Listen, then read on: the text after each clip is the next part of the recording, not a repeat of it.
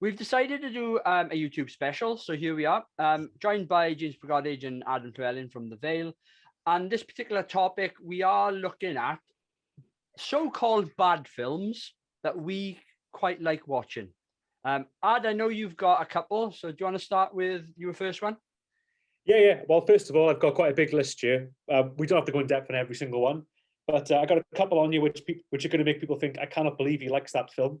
But I'm going to start off with one which has quite a bit of love. It has a bit of a cult following, and it is Tom Green's Freddy Got Fingered. Does anyone remember Freddy Got Fingered? I don't think I've seen it. I'd love to do a rewind the movies on Freddy Got Fingered, maybe next year after we've got through all of our Halloween and Christmas films. But yeah, I love it, man. I've got big love for the film. What's the premise behind the film? Tom Green, I'm thinking off the top of my head here because I haven't read the premise in a while. But Tom Green is a cartoonist who lives with his father, played by Rip Torn. He sells his cartoon called Zebras in America to a Hollywood animation studio, and goes on a road trip to Hollywood. And basically, the film just kind of goes around the place from there. Like when he's driving to Hollywood, he stops his car and wanks off a horse. And then he goes to live with his cousin that works in a cheese sandwich factory. And he delivers a baby at some point and bites off the umbilical cord.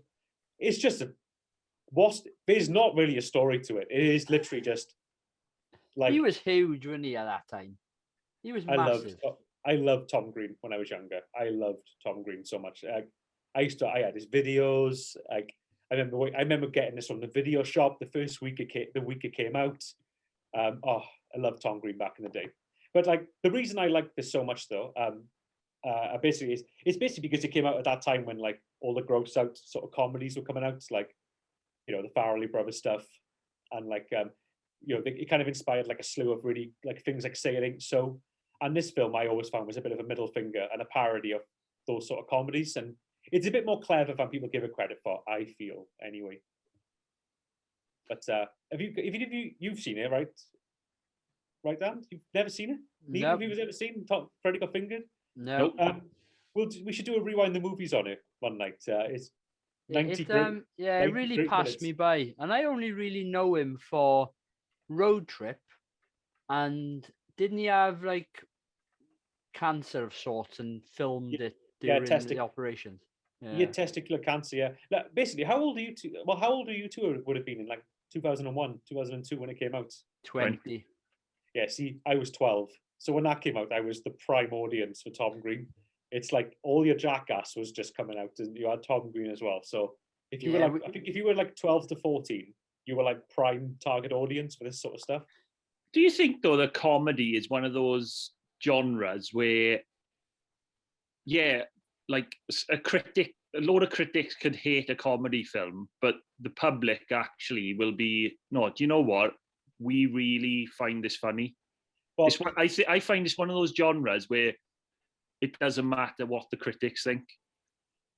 Roger Ebert, obviously everyone knows Roger Ebert, he famously slated Freddy Got Fingered when it came out. He said, "This is the worst film I've ever seen."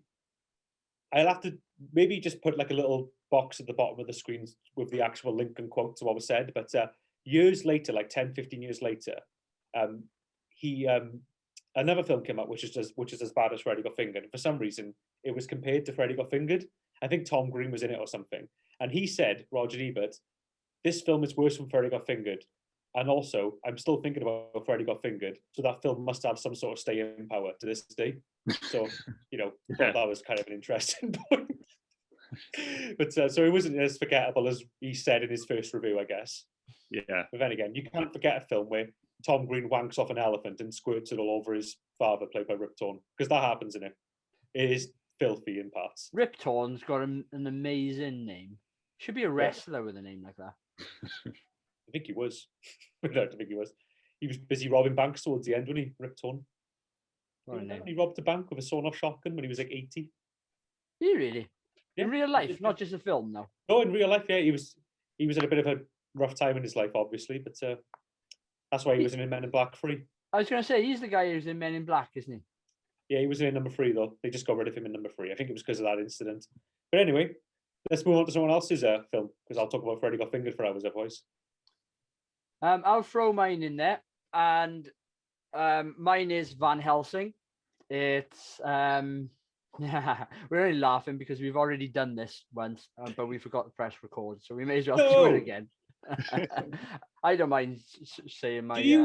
Do you ever cosplay as Van Helsing since watching it, and just wear a big leather hat and a big duster jacket sometimes? And only if my other half dresses up like Kate Beckinsale. Is Kate Beckinsale a big reason why you think so fondly on? I think it is, and I tell you now, I loved Underworld and the other films associated with that, the sequels and what have you. And she was huge at the time, early 2000s, mid 2000s. Hugh Jackman was huge. He'd done Wolverine. He seemed to be getting, film after film roles. He was in Swordfish. I quite like that. There's another film that's quite good, I think. He was on a roll back then, wasn't he? Yeah, no, he was. He was. But yeah, there's my choice at the moment is Van Helsing. I know it's not a good film, but I get quite a lot of pleasure out of watching it. The second half isn't particularly good. The fact that they throw in Frankenstein's monster and the werewolf isn't very good. But CGI isn't very good. So I don't know why. Sure you would like this film, Ando? Well, who knows? Just giving it a fucking slate, an out slate in there. What film is it that Anthony Hopkins plays Van Helsing? There's a question for you. Bram Stoker's Dracula. Bram Stoker. I thought it was. The thing is, I'm looking at Van Helsing right now. Now, as we also discussed a bit earlier when someone forgot to press record, I was about 15 when Van Helsing came out, and I saw it in the cinema. And I didn't like it much then. I wasn't a big fan of it. But after I've been reading about it a bit more, I have a weird feeling that if I watched it now, I would enjoy it on a sort of nostalgia sort of level. Like, because I like the Underworld films, but I like them more now because of the nostalgic sort of feeling, I guess. It's the same as the Resident Evil films. Yeah. So, well, I love the Resident Evil films. There's another group of films which aren't very good, but again, I get enjoyment out of. But I'll watch them any day of the week. But going back to Van Helsing, Underworld, the reason I love Underworld so much, it just reminds me of Blade. And I love Blade. I even like Blade Trinity. Yeah, it is Trinity, the third one. And that got slated massively. But I still quite like it. I'll watch those three all the time. Do you know all right? I don't want to make this a Blade podcast, but I only like the first Blade film. I don't like number 2 or 3. I actually prefer Trinity to number 2. I don't like number 2 at all. I sometimes get them confused. Which is the one with Luke Grosson or Goss? I think it's number 2. Number 2. I've always found number 2 really boring, but I love the first one.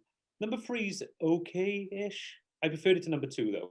Number 2 was directed by Guillermo del Toro, wasn't it? I think I just have a bit of I just don't think I like any of his films, Guillermo del Toro. I've never liked a film by him. Just don't enjoy any of his films. That's a bold statement, that is. I don't though. Every film I've watched, I've always been like.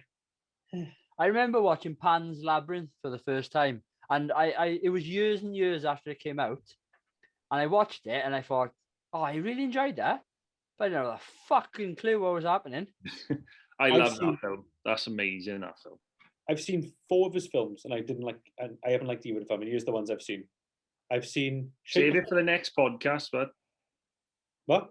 No, I'm going to say it right now because people are buzzing with anticipation now. Shape of Water, Blade 2, Hellboy, and the one he did, Kronos, yeah. Didn't like either of them. I've never seen Pan's Labyrinth.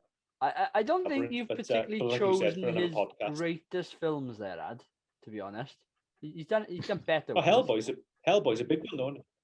One of them won Best Picture. Out of the ones I just picked.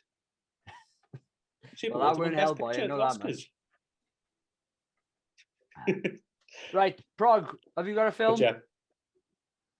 I've got a couple of films. The first one I'll bring up is one that was released a few years ago, which seems to have been forgotten about, and that's Solo, a Star Wars story. I really enjoyed it, and I don't think it's.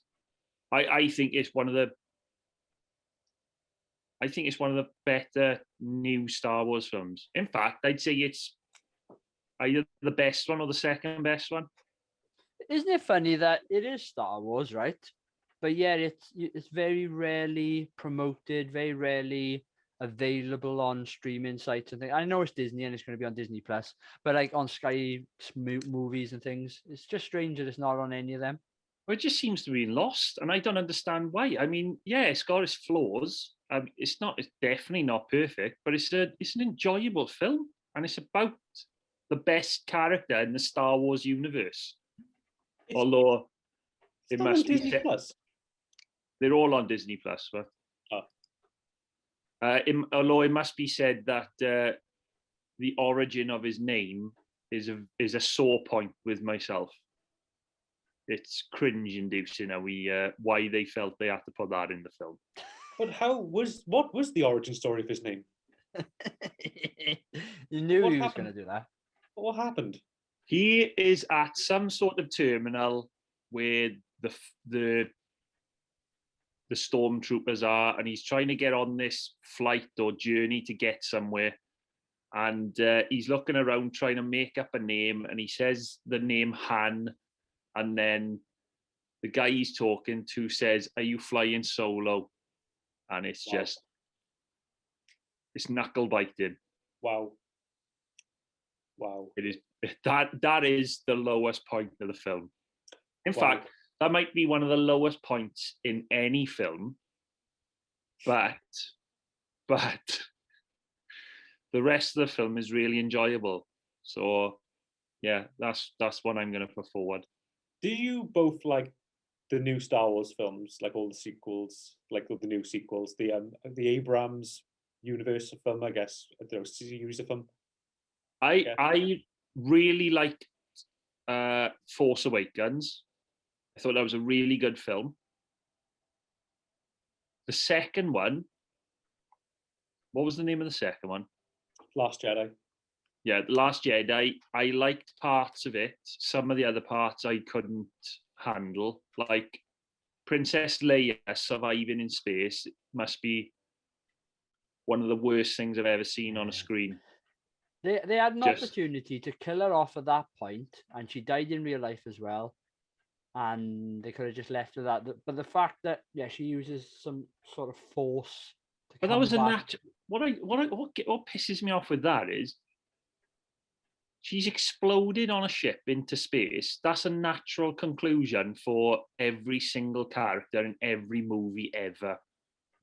Yet Princess Leia can use the Force to such an extent that she can breathe in space. That's the thing with me and those Star Wars films. I didn't actually hate The Last Jedi like everyone did, because that film got bandwagoned with just hate. Like everyone wanted to bitch about that film. And yes, there were bits in it like the Leia scene, which was stupid. But I saw it in the cinema a couple of times, but it still is the last Star Wars film I ever watched. I can't bring myself to watch another Star Wars film after seeing it. I haven't seen Rogue One, the newest one, Revenge of the Sith. What's the newest one called? The last one? Rise of Skywalker. Rise of Sky. I don't fucking know what they're called now. But again, Rise of Skywalker. I think that's decent. It's got some good stuff in it. There's some stupid stuff, as with most of the recent Star Wars films. But I'm not going to have a go at them for trying things. I mean, that's one thing I will say about the Leia thing, is they tried to take the Force in a different direction.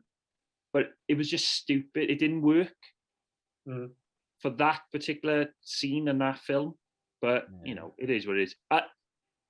Forgetting all that, Solo, a Star Wars story, I enjoyed. Right, let's move on. Otherwise, it'll turn into a Star Wars. Can I reel a couple off? Yeah, go on. Jurassic Park 2. I quite enjoy that film. The Lost World?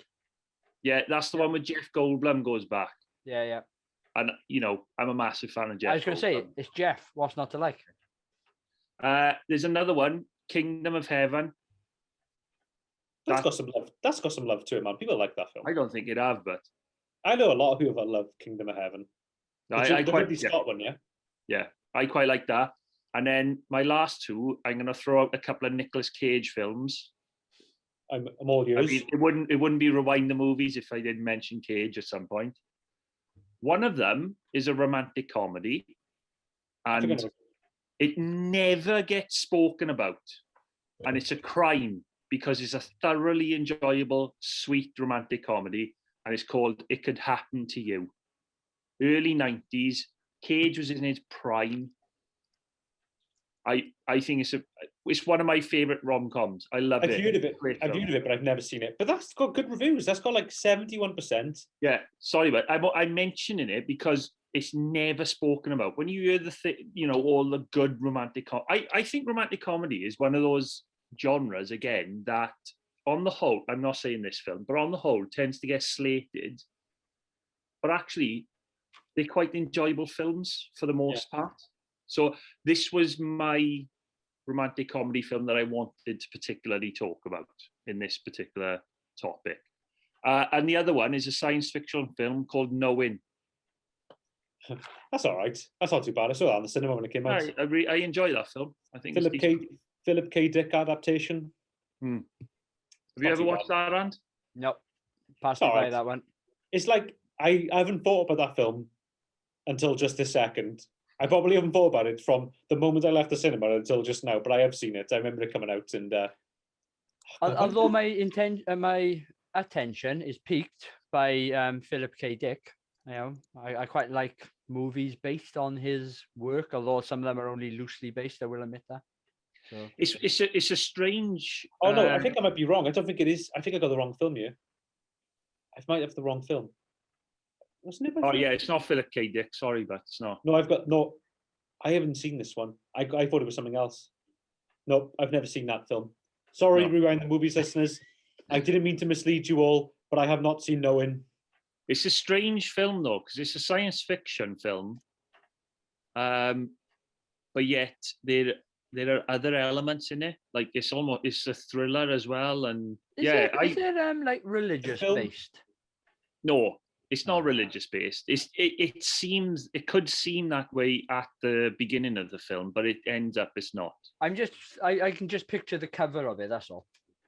Just to the listeners of this podcast, I'm very sorry for my mistake on Knowing. The film I thought it was another Nicolas Cage film called Next from 2007. That's what I thought it was. Yeah. That was the film I thought it was. That is based on a story called The Golden Man by Philip K. Dick. Can we get an apology notice across the bottom of the screen, Andrew, when you're editing this, just so the fan base know? We'll go out on social media correcting ourselves. Issue an apology.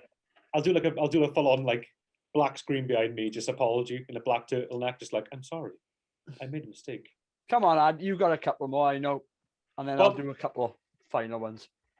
I'm gonna say another one. I'm gonna say a big one right now because we did a podcast on this the other night, and I got thinking about the sequels to the films. Right, Terminator Salvation. Right. Is this the one with what's his name in it? Sam Worthington. Yeah, Christian Bale. I like that film. Yeah, I didn't mind that either. It gets shat on loads. Everyone hated it. I went to watch it with friends, and I was the only one in my group of friends that enjoyed it. I like that film. I've seen it a couple of times since, and I don't mind it. It has the stupidest ending to a film ever. Like when the twist is that Sam Worthington's a robot all along, and he falls to his knees and just goes, "No!" Yeah. Yes, that is absolutely that's a pathetic ending, but it's a good film. I like that film. It's got good fight scenes in it, good action. It's a well-paced sort of science fiction popcorn movie. I like it. And if we did all the Terminator sequels across Rewind the Movies, that's one I very much look forward to going back to. Just kind of because I've seen Rise of the Machines a few times since, but I would be really keen to go back to Salvation and get hypercritical on it, for a podcast. But yeah, that's my number 2. Have you got any more? And then I'll just do my final list. Yeah, I do have a couple more. First up is Stone Cold. I've got to mention Stone Cold because it doesn't get enough love. I'm going to mention Stone Cold every chance I get. I don't know if people do slate that. I just think people don't know about it. Yeah, I really do there. Yeah, but it needs more love, right? So I'm going to give it the love. You just wanted to mention it. I wanted to mention it, yeah. The other ones I got then is The Predator. I've watched it a couple more times since on Sky Movies. I don't mind it. Like, Prog fucking hates it. I don't mind that film. It's got like a nice sort of Monster Squad vibe to it, and it's by Fred Decker, who made Monster Squad. Absolute shit, that film. No, it's not. It's got good stuff going for it. I like the Super Predator in it as well. I like that film. Is it as good as the Arnie one? Maybe. That was a joke. That was a joke. But yeah, I don't mind it. The other ones I got Beverly Hills Cop 3. I'm always picking that film up, so I thought I may as well put it on my list. That's My Boy with Adam Sandler. Now I watched that the other week. Mate, I watched that the other week, right? I think that film, right, is bold. I think that's a bold film. Put that as a quote for the thumbnail if you want. That's My Boy is a bold film. Have you seen that film, Ant? Let me tell you the story of That's My Boy, right? Adam Sandler is, when he's a kid, and I'm talking like 11 or 12 or something, has sex with his teacher who's like 30 odd. I know the film. I've Right, seen clips of the film. It's horrendous. I like it. I like that film. I think it's funny. I just think it's like, it's one of those films that's so like morally bankrupt and fucked up. That's what makes it funny when you watch it. You know what I mean? There's clips of that across social media all the time. There's one particular clip, I think he's in a classroom, his teacher walks past him, gives him a note, and it says something like, I want to sit in your face tonight. Yeah, it is. That's what I mean. It's like, when I first watched it, I was like that. I cannot fucking believe they've made this. But that's what kept me hooked through the film to the end. And I think it's just like, it's just one of those, it's so brain dead and stupid. It kind of wins me over, if you know what I mean. I'm surprised you haven't yet watched Jack and Jill all the way through. It's going to happen one day, because we watch the Al Pacino scenes all the time on YouTube. Yeah, and they make because the Al Pacino scenes in Jack and Jill are brilliant. All I'm going to say, right? Everyone slates Jack and Jill. Whenever I try and find a scene of it to watch, I laugh until I cry, and it's Al Pacino doing that. So I like Adam Sandler though. I like Adam Sandler films and stuff. I don't care what anyone says. I mean, I think he does good films. Like, even though he has made some bad ones, but you know, I like his stuff. And then the last couple I've got, the last one I've got on you, then two I've got on you, is Celtic Pride and Strangers Pray at Night. Oh, right, Celtic Pride. I like that. I don't think that's. Oh, is that look it up. Look up the reviews of Celtic Pride, but it's got like 4% on Rotten Tomatoes. That's the is about a group of Welsh gays who go to London. No, that's just Pride. All right. Celtic Pride was a 90s film with Dan Aykroyd and Randy Quaid who kidnap a basketball player so their team can win. I know the one. Yeah. Very, very, very. It's just one of those things you find by accident, and I was just like, it's not Randy Quaid, by the way. It's from Home Alone, Daniel Stern. Marv. Yeah, he's Marv. It's Marv from Home Alone and Dan Aykroyd, not Randy Quaid. Oh, I can't remember his name. And the basketball player is played by Damon Wayans. Daniel Stern. Yeah, great film. No one's ever seen that film. Great film. And then the final one is Strangers Pray at Night. I'm always recommending that horror film to people, and everyone who ever watches it says, "Adam, you're smoking crack. That film was terrible," but I like it. I really like that film. I don't like the first one, but I like the sequel, which has got like 2% on Rotten Tomatoes, and everyone fucking hates. Is it because Christina Hendricks is in it? Maybe. Right, I've got a couple, and I'm going to end with them. Waterworld. I think that's not that bad. I don't think it's that bad. I think it's too long, and people always just automatically quote how much it got, how much it cost to make.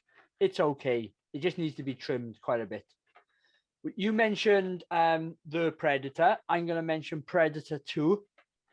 I quite like Predator 2. Decent film. It's just very different, I think, to what you had with Arnie in the jungle with the Predator. Predator 2's got like a big thing. It's got like a massive cult following, and there's even like a big chunk of the community which prefer Predator 2 to Predator 1. Like, people love Predator 2. And I'm going to end on a bombshell.